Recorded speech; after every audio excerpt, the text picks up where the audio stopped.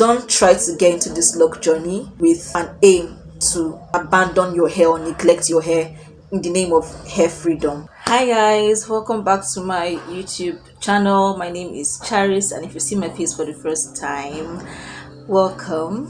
So in today's video, I'll be talking a little bit about a couple of things, just a few important things that I feel like you might need to know if you want to get locks, or if you're trying to start your locks journey before you actually go out there and get your locks installed. It's not just something that you do on impulse, except it is something that you are planning to take out like after a couple of months or a couple of weeks. But if it's something that you're looking to do long term, if it's something that you're looking to, make permanent, at least for a very long duration, then I feel like you should actually listen to what I'm about to say. If this is something that is interesting to you, then just keep watching the video, and if it's not interesting to you, still watch the video. Thank you.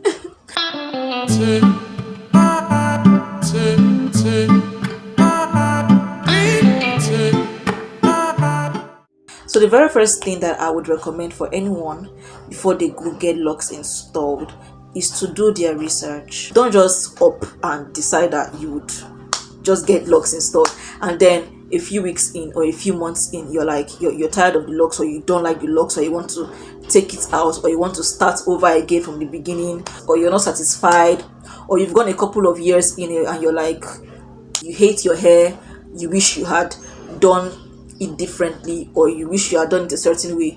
You don't want to now come and start discovering all of that like later on. So before you even decide that you want to get locks installed, do your research. You could either do this by watching a couple of YouTube videos, you could decide to read a couple of blogs, you could go on Instagram and just search locks. There are different lock creators on Instagram. There are different kinds of locks on Instagram, right? Or you could just decide to have a one-on-one consultation with a professional loctician, right? This person has experience, this person has done this for like a long time, so they understand the tips and tricks, the nook and crannies, they know their onion, right? I personally did not have a consultation with a professional loctician.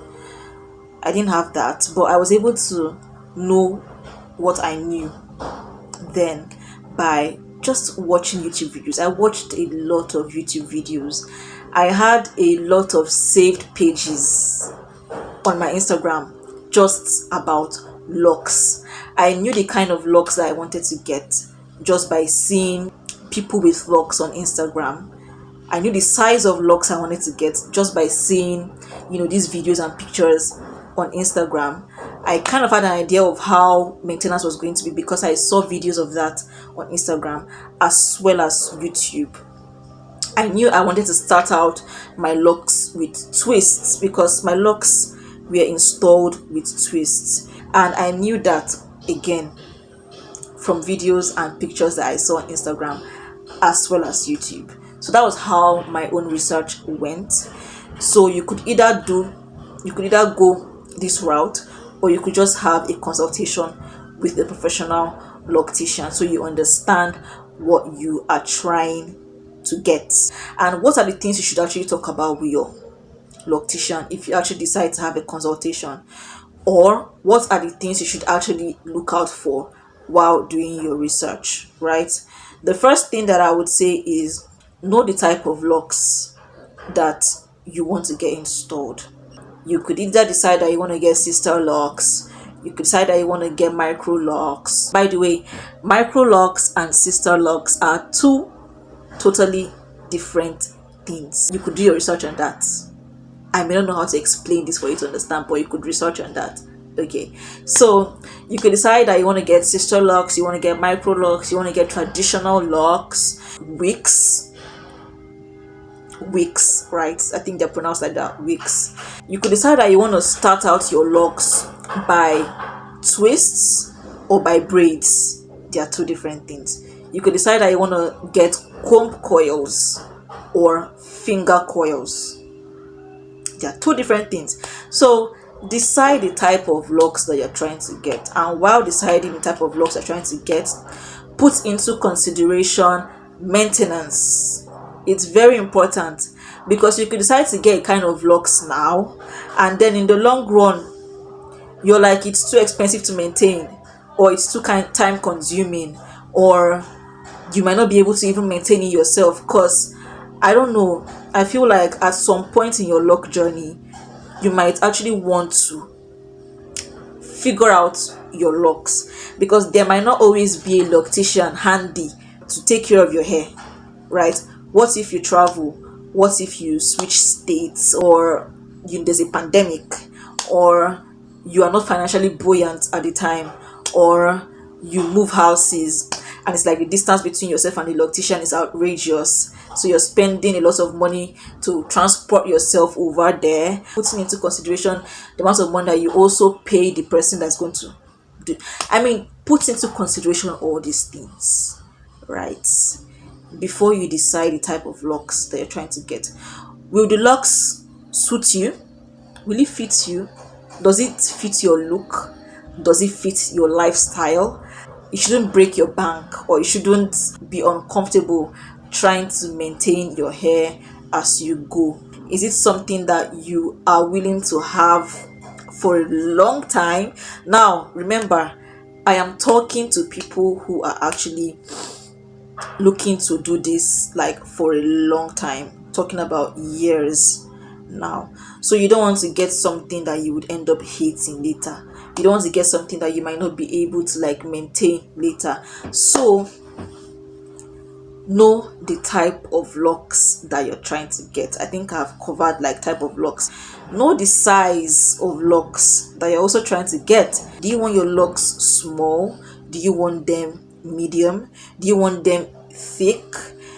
So decide the size of locks that you're trying to get.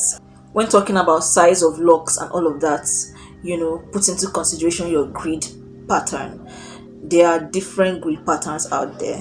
Know how you want your grid to be and the size of your grids, right? So yeah, some people don't have a grid pattern. Some people DIY'd their locks, right? And they don't have a specific grid pattern. But yeah, grid pattern is a thing. And if it's something that you would want to do, then go ahead and make sure that you know the exact kind of grid pattern that you would want, and communicate this with the loctician who is installing, or who is going to be installing the locks for you. And while deciding the size of locks, again, put into consideration maintenance. Very important while deciding all these things. Not just maintenance, costs. Okay, I feel like different types of locks would have different pricing, right? Not just for installation, but for maintenance. Now, paying for installation is a one-time thing, so it might be like some money that you've saved up, like, right, to install your locks. But maintenance, you will not maintain the hair. Know how much it would cost for you to maintain your hair regularly. Continuous maintenance, especially at the early stages of your lock journey, is very crucial. It literally determines the success of your locks, like maintaining it at the early stages and following through with your maintenance, right? So know how much it's going to cost to be able to follow through with maintenance on a regular basis, and know if it's something that you're willing to commit to, know if it's something that you can afford, know if it is worth the investment before you begin the journey. Or else you might want to you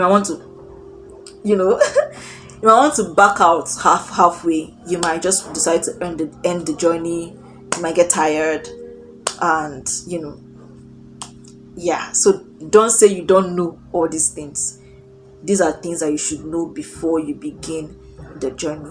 Cost of maintenance, cost of installation, as well as maintenance, of which maintenance is the most important. So now you know the size of locks you want to get, you know the type of locks you want to get, you know the cost of installation and estimated cost of maintenance depending on the number of weeks you will be doing your maintenance, right? Please and please know who is installing it for you. Who is going to be doing the installation? Is it a loctician? Is it a regular hairdresser that will be doing it? It's up to you. Who will be installing your hair? Who will be maintaining your hair in the long run? All of that, right, puts them into consideration. And I feel like for people who even get like consultations with like a professional loctician, you might want to discuss all of that with them, right? So you know how much it will cost for them to install it for you. You know how much it will cost for them to do your reties or your retwists, depending, and number of weeks that you'll be doing that. And you also like you calculate the cost and everything, so you understand that part, right? And while choosing your loctician, don't just choose any random person who is just trying to make money, right? Let them actually be knowledgeable in this thing. Let them be professionals. Let them have experience. Let them not be using your hair to practice. Make sure that their work is neat. Make sure that they have a track record of successful like lock journeys. Make sure that they have like customers that swear by them, and you could see reviews, right? You could see a couple of their work, and then you're able to know that, okay, I can trust this person with my locks. Please, this is something that you'll be having in the long run. So at least have a very good foundation. That's just what I'm going to say. Don't just choose a random person to do it for you. Let it be somebody who you can be able to trust, right? And your locticians will change as you like go on in your journey. I personally don't have a loctician. I got my locks installed by my friend. My friend installed my locks for me at a cost, right? And from there onwards, I've been maintaining my hair myself. I had to learn to do that. I just had to learn to do that. When I realized how much it will cost me to do my regular, reties, I did not do that research. I had to learn myself how to maintain my own hair, right? And yeah, I'm pretty much good at it now. I am able to retire my full head of locks within 3 days, maximum of 4 days, right? But now I'm able to cover it like within 3 days. I mean, it will cost me my time, it will cost me energy, my arms are going to hurt, but at least I'm able to get the job done, and my locks are thriving, thank God. And not everybody would be able to do this. Not everybody would be able to maintain their hair.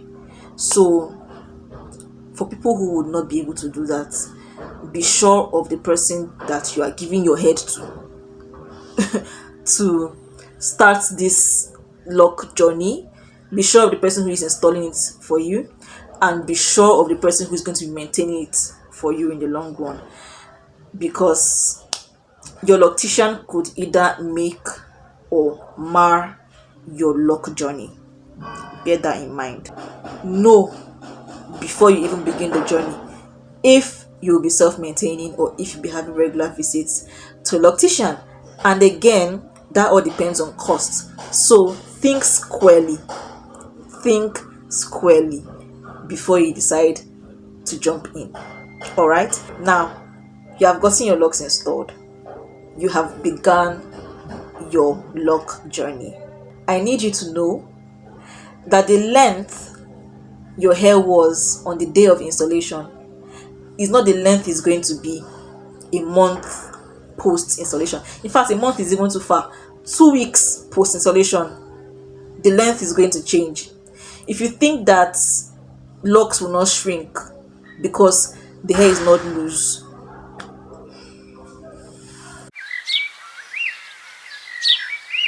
you are whining. You are whining. Shrinkage is going to follow you into your lock journey.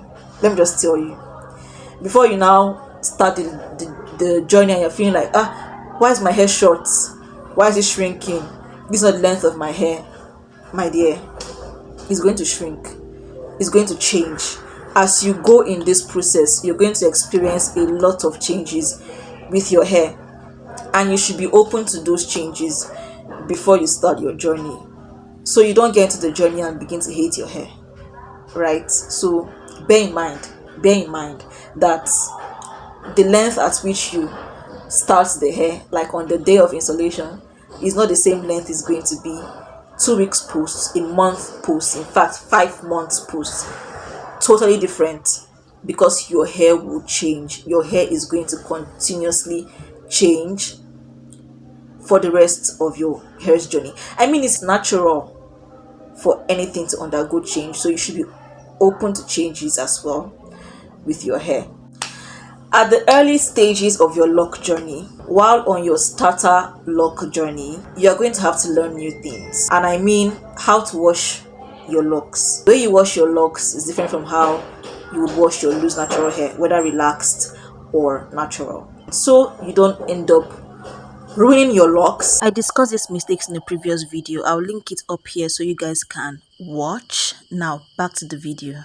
You need to learn how to maintain the locks, right? You might not be needing all of those products that you were using while you were loose natural, whether relaxed or kinky. You literally don't need to bring all of those products into your lock journey, because your locks would not need it. Literally all you need is water. Some people use rose water, to like kind of spritz on the locks and refresh it. You need oil, to make sure that at least your roots are moisturized, because like your roots are just like the soil out of which your plant, which is your hair, out of which it will grow, right? So moisturizing your roots with oil, and maybe the oil that is left, I rub it like all over the locks, and that's it. I've learned to, hey, I don't even regularly use a leave-in conditioner now. I just spritz water on my hair, oil my roots. You need to learn a lot of things while on this journey, you guys. And yeah, I feel like I have to say this: know your hair type. Know your hair type, because the person's locks that you are aspiring to get on that Instagram page that you are seeing, your hair might not turn out like that person's one. I just have to tell you, so that you don't end up getting disappointed like months into your lock journey, that why is your hair not looking like so and so's hair? Why is your hair not looking like this person's hair or that person's hair? Not everyone's hair is going to look the same. Not everyone's natural hair looks the same. Not everyone's relaxed hair looks the same, and not everyone's locks will look the same. So know your hair type and be okay with your hair type. Don't go and be comparing. Comparisons are not allowed, are never allowed in anything, whether with hair, with skin, with career, with marriage. Comparisons don't ever work. So don't bring comparisons into your lock journey. It's not going to help you in any way, right? Not everyone's hair would grow at the same rate. Not everyone's hair would lock up itself at the same rate. Not everyone's lock texture would look the same. Not everyone's hair would have the same journey. Some people, 10 months to a year into their lock journey, they have attained a certain kind of length or a significant amount of length. You might not attain that amount of length for yourself. I have to tell you. I just have to tell you. I have to. So you don't be beating yourself up and be like, your hair is not growing, your hair is not thriving, or whatever. Don't do that. You should not. Don't bring comparison to your lock journey, you guys. You might, of course, have inspiration from other people, right? You will have inspiration from other people. In fact, my Instagram explore page right now is like 80% locks and like 30% of other like lifestyle content and whatever. But like the amount of saved pictures or videos that I have on my Instagram saved section right now, like relating to locks, is a lot. So like, yeah, seeking inspiration or like wanting inspiration from other places is not a bad thing, but you should not in any way compare, because at the end of the day you might have a different outcome. We would probably have a different outcome, like from all these people, because no two people are the same. Also, I would like to say that you should make sure that getting locks is going to fit into your lifestyle, whether you are a student, an athlete, a mom, an actress. You know how much actresses could switch up hairstyles. Is getting locks something that you think you can deal with, like in the long run? Is this something that you could really stick through, right? So you don't begin the journey and start to regret getting locks installed, or decide to back out halfway. Make sure that it actually like would suit your current lifestyle. You should also decide on whether you are ready to be committed in this or not, because I know that there's a lot of people out there who just like to switch up their look, people who like to have a different face, people who are easily bored of things. So if you're that kind of person and you are trying to get locks installed, I decide beforehand, right, if it's something that you're willing to do long term, and how long you want to have it, right? All of these things. And I would also like to say that having locks is not boring. If you're thinking that will I be bored, it's boring, I'm going to have one look for the rest of my life, it literally isn't. Like, you could switch up your look whenever you want to.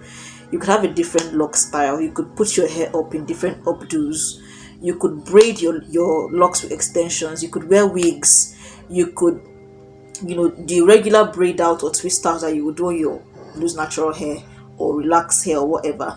You could also do that with your locks. Like, there are different kind of hairstyles that you could try out with your lock. I mean, look at Chloe and Halle. It doesn't, I mean, you could literally, it's an interesting journey. If you decide that it is going to be an interesting journey for you, it's definitely going to be an interesting journey if you decide that it will be interesting for you. And if you think that you're just going to start this journey and neglect your hair because it's locks, I'm sorry, you will still need some level of care. You can't neglect. There's nothing in this life that has ever been neglected that comes out well, except God comes into the case. But in this case, I don't understand how God is going to help your hair situation if you don't maintain it. And what kind of miracle is going to, I don't even know. But bear in mind that you cannot just decide that I've gotten locks now, so I won't be doing anything with my hair anymore. Freedom. You are going to have some level of care. You are going to have to take care of your hair, at least to an extent, to see it thrive, right? What you water will grow. What you invest in, you would see results. What you groom will bloom, right? So don't just think that you're getting to this journey and you're finally free. I mean, there's some level of freedom that comes with having locks, right? And yes, compared to any other thing, this level of freedom is like top notch. But you cannot just decide that you're going to neglect your hair. Finally, you can't abandon your hair and expect it to thrive or to look like that person's hair that you're eyeing.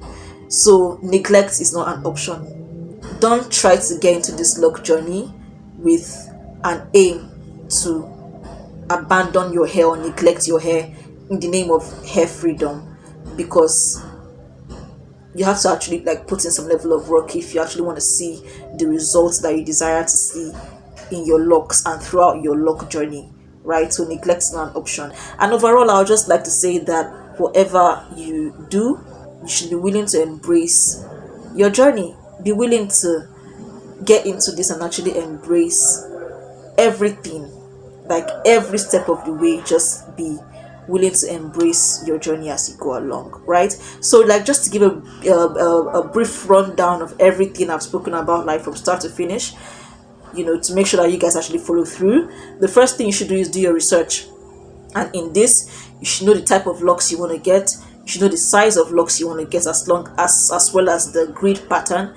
You should know the cost of installation as well as maintenance, of which maintenance is the most important. And you should also know if decide if you are going to be self-maintaining your locks or if you're going to be visiting a loctician to regularly do that for you. Decide on who is also going to be installing your hair as well as maintaining your hair, right? And make sure this person is good enough to not ruin your journey, right? And yeah, that's like before getting into the locks journey. After you have gotten your locks installed and you're now in the journey, know that you would keep doing continuous research, learning and unlearning as you go in this journey.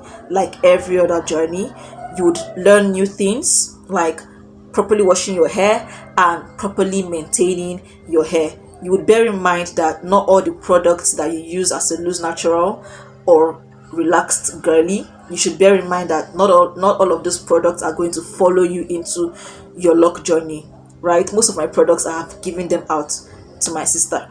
Now I just have a shampoo, a leave-in conditioner and oil. That's literally like all I have.